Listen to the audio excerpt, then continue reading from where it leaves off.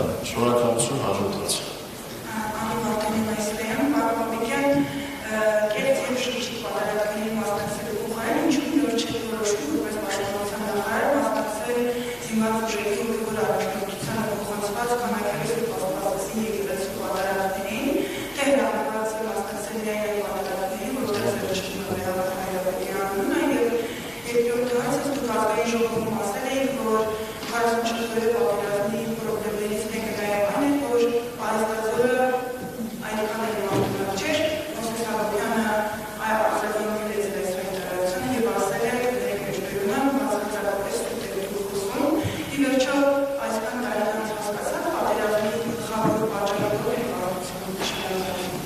Գիտեք, հիմա կոռեկտություն ինձ թույլ չի տալիս, ես Մովսես Հակոբյանին արձագանքեմ նույն ոճով, ես սուտ չեմ խոսում։ Դա բոլորին պարզ է, ու դա 44-օրյա պատերազմի արդյունքների մասին է։ Մովսես Հակոբյանը գուցե ունենա ամոթ եւ պատիվ ու լռի, եւ հորդորում եմ լռել։ Լռել։ Ու ծպտուն չհանել, որովհետեւ դա իրենց գործունեության արդյունքն ու հետևանքն է, որի պատասխանատվությունը ամբողջությամբ նաև իրենց օժանդակությամբ, նաև ձեր շատերի ջանքերով փորձում է կարվել միայն մեր վրա։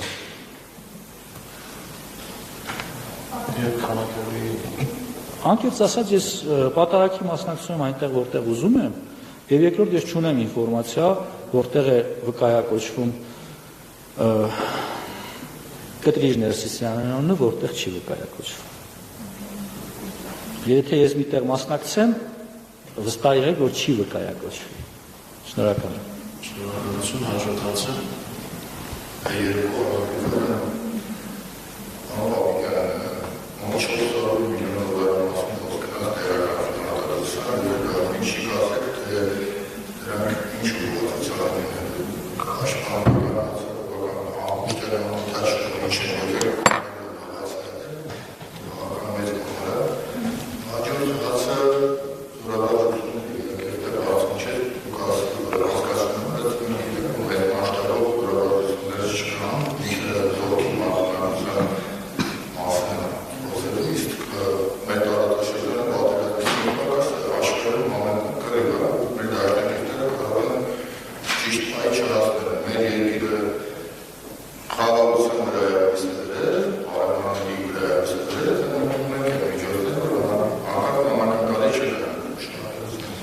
Ես իհարկե շնորհակալ կլինեի ձեզնից լսել այդ որ դաշնակիցը պիտի աճապարեր մեզ փրկելու, բայց կարողա չհարցնի, ինչպես միշտ։ Բայց քանի որ չեք նշում, ես նշեմ, որ մենք հույսը դնում ենք մեր վրա, եւ բնականաբար նաեւ այս համատեքստում կարծում ենք, որ խաղաղությունը այն ճանապարհն է, որը չեզոքացնի ձեր կողմից նշված ռիսկերը, այդ թվում նաեւ ինչ որ մեկի կողմից մեզ օգնելու շտապողականության մասին, ինչ վերաբերում է զորավարժություններին, այնպես չի, որ զորավարժություններ չեն լինում, դրանք լինում են, իսկ հարևան երկրների, այդ թվում նաև միջազգային գործընկերների հետ արվող զորավարժությունները լուսաբանվել են, եւ 25 թվականին եզակի տարիներից է, որ դրանք մեկը չի եղել, մի քանիսն են եղել, այդ թվում նաև տարբեր երկրներում մեր զինծառայողները մասնակցում են տարբեր ձևաչափի զորավարժություններ, այդ թվում նաև որպես դիտորդներ։ Ինչ վերաբերում է զենքերին, դրանք տարբեր տեսակի են, բնականաբար պաշտպանողական են, սկսած տարբեր տեսակի բազմազան ԱԹՍ-ներից, ինչպես պարազինության այլ տեսակներ, եւ կարող եմ ասել, որ դրանք բավականին մրցունակ են եւ արդեն իսկ առաջացնում են շատ երկրների հետաքրքրություն։ Շնորհակալ եմ։ Շնորհակալություն, հաջորդածը։ Չեն կարող եք գործընկերները հարցնել։ Չէ՞, շնորհակալություն, հաջորդածը։ Ինչ, ներողություն։ Զույց։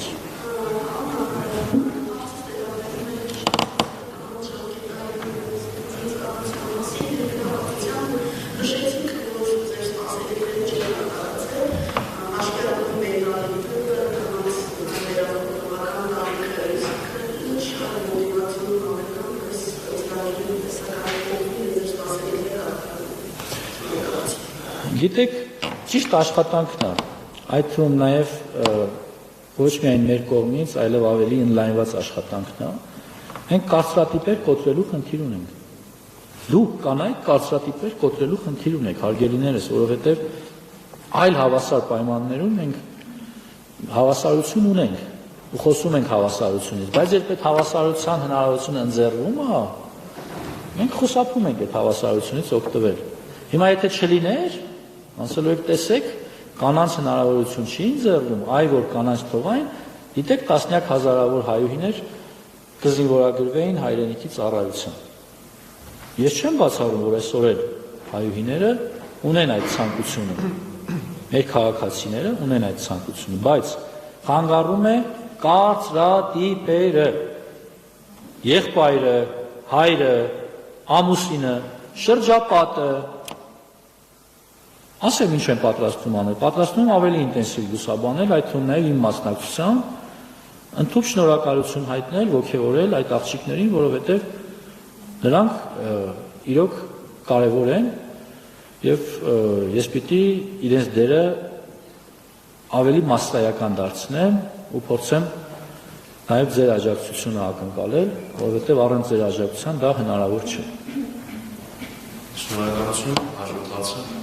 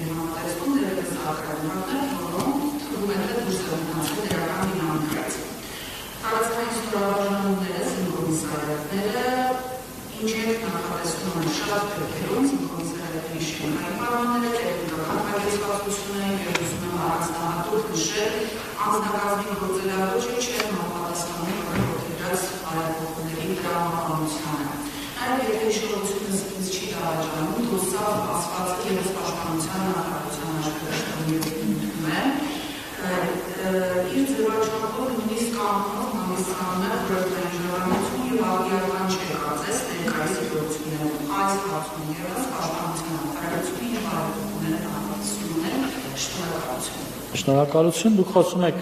հասարակական կազմակերպության մասին, որի հետ եղել է մշտական պայմանագիր, ովքեր կատարել են ծառայություններ են մատուցել պաշտպանության նախարարությանը, այն է նախապատրաստել են զինվորներին վարորդական պատրաստության դասընթացներին։ Այսօր պաշտպանության նախարարությունը պայմանագրեր ունի մի շարք նմանատիպ այլ կազմակերպությունների հետ, ովքեր մեզ օգնում են նախազորակոչային շրջանում պատրաստել ապագա զորակոչիկներին, որպեսզի նրանք պատրաստ լինեն եւ ստանան վարորդական իրավունք ու ծառայեն Հայաստանի Հանրապետությանը որպես վարորդ զինծառայողներ։ Խնդիրը այսպես է կարգավորվում, այսինքն մենք սա նույնպես դիվերսիֆիկացրել ենք, տարածել ենք եւ կան նոր խաղացողներ, նոր ընկերություններ։ Ինչ վերաբերում է զինկոմիսարիատներին, լուծումը մենք տեսնում ենք ավտոմատացման մեջ, թվայնացման մեջ։ Մենք վերջին 2 տարիների ընթացքում այս ուղղությամբ էական աշխատանք ենք կատարել, այդ թվում նաև ինֆորմացիայի թվայնացման ուղղությամբ, այս փուլում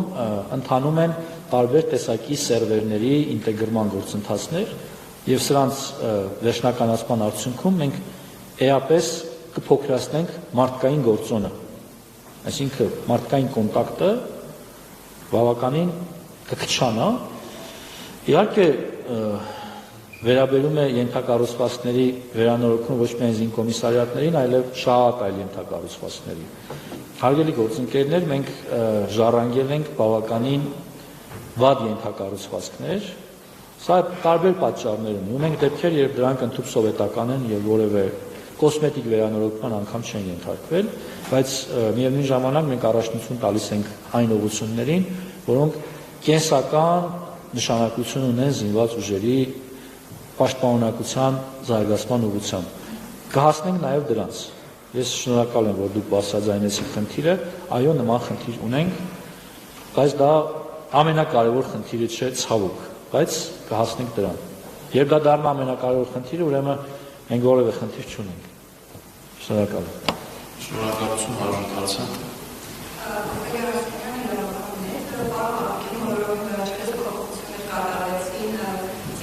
Thank you.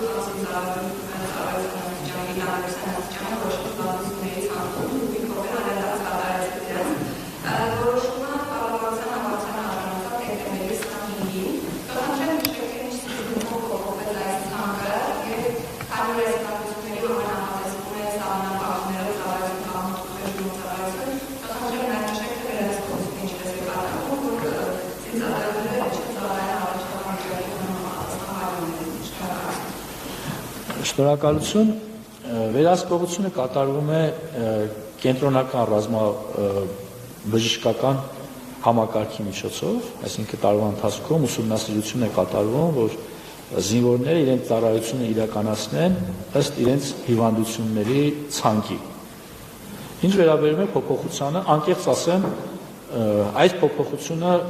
որևէ քաղաքական կոմպոնենտ իր մեջ չունի, այսինքն չկա մի հիվանդություն, որը հատուկ իմ ուշադրությունը հրավիրել է եւ մենք հետեւական գնացել ենք դրա հետևից, օրինակ կիստան նշեցի ես։ Սա հիմնականում մասնագետների քննարկման արդյունքում որոշակի փոփոխությունների ենթարկված կարգ է եւ եթե ուշադիր եք եղել, անգամ նախագիծը հրապարակային զեկուցման չի դրվել, որովհետեւ եթե լիներ այնպիսի փոփոխություններ, որոնք լինեին իմ կողմից հրապարակելի, ես դա կհրապարակեի։ Բայց իհարկե այնտեղ կան փոփոխություններ, որոնք ազդելու են զորակոչի վրա, օրինակ մի օրինակ բերեմ, նախկինում օրինակ սպորտսմենները գալիս էին զինվորական ծառայության, որպես կանոն օրինակ ունենում են սրտի հետ կապված որոշակի տարբերվող նկարագիր, քան մերն է։ Բայց ֆիզիկապես ամենապատրաստված, ամենաունակ տղաները չէին կարողանում ծառայել ավելի ուժային ստորաբաժանումներում։ Մենք հիմա այդ փոփոխությունը կատարել ենք նրանց այդ հնարավորությունը ընձեռելով։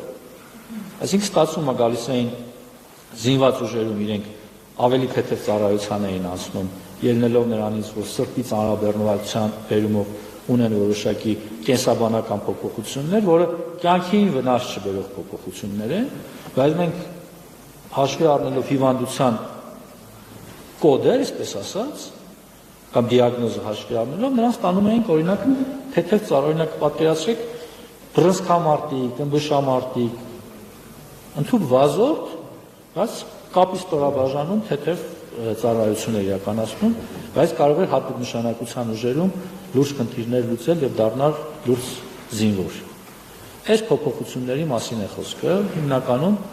եթե կարիք ունեք ավելի մանրամասն իմանալու, նախ կառավարության փոփոխության մեջ կա նախագծի,